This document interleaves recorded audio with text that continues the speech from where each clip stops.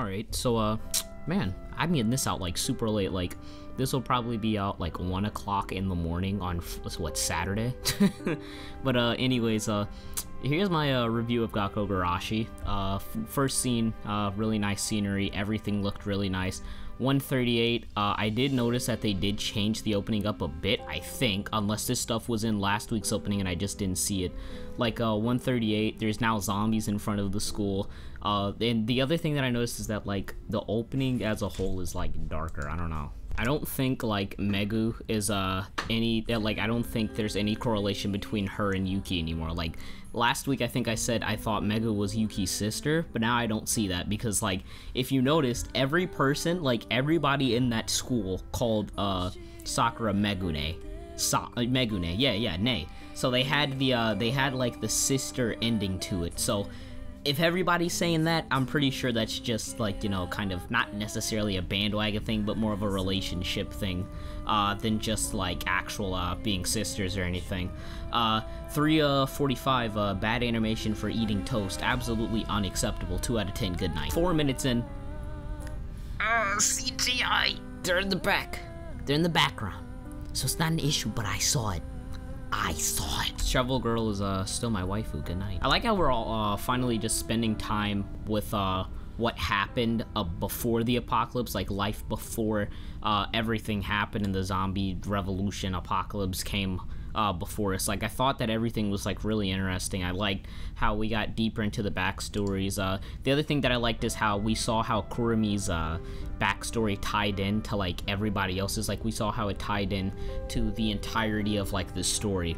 Like, she's on the rooftop with everybody else. We didn't know that at first. At first, we just thought that she was up there alone, but now we know that she was around everybody else. So it didn't just impact her, it impacted everybody around her. 810, those legs are beautiful. You know when Megune was watching that video on her phone, did you see how, like, blurry it was? Like, she has, like, terrible, like, that video has terrible bitrate, or her phone is trash.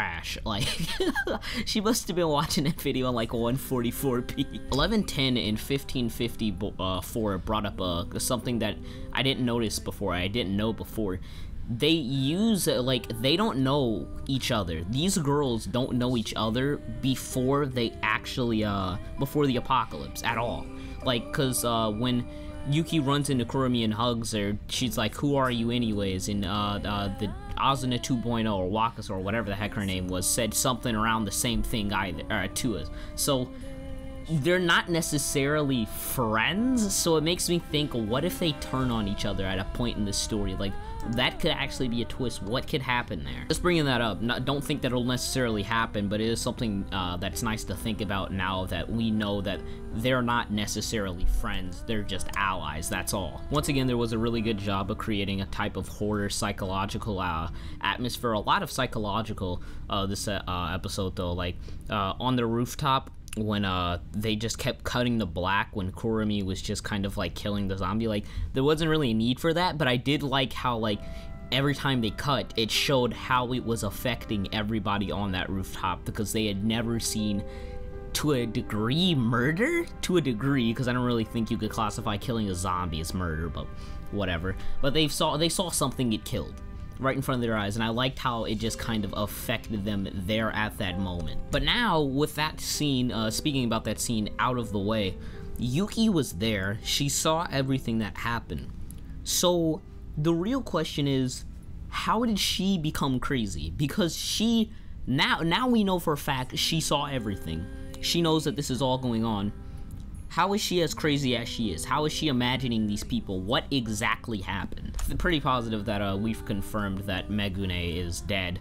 Now we know she's not the sister, but we do know that she's dead. Like 1822, nobody saw her, so she is dead. Also explains why this is like a little subtle thing, but like when they were in the tents, the flashlight only shined on Yuki, and the other thing was that Yuki was the only one that was watching out for the light. No one else was. That's another little subtle clue, but yeah, that's all we gotta talk about. Sorry that I got this review out late. I still haven't watched Rampo-Katan. I'll make sure I'll try to get all the reviews out tomorrow, like Roka, Gatchaman. To put it in short, didn't watch Gatchaman yet. I'll probably watch that tonight. Roka was okay. It wasn't great, but it was okay. But yeah, I'll see you guys later. Deuces.